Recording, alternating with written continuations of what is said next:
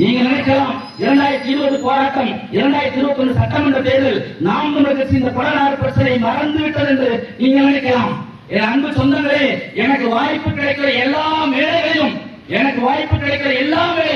திண்டுக்கல் நகரிலும் சரி, வேடசந்தூர் பகுதியிலும் சரி, எல்லா கிராமங்களிலும் கொடநாடு பற்றிய விழிப்புணர்வை ஏற்படுத்திய ஒற்றை மகன் இந்த நேரத்தில் உண்டென்றால் உங்கள் மகன் நான் தான்.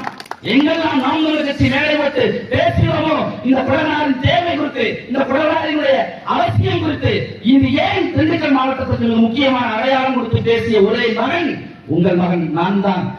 2024ஆம் ஆண்டு இதே மயிலாப்பூரிலே நாம் தமிழர் கட்சி தருமணி கூட்டம் போட்டு இதை கேள்வியை நாங்கள் முன்வைத்தோம்.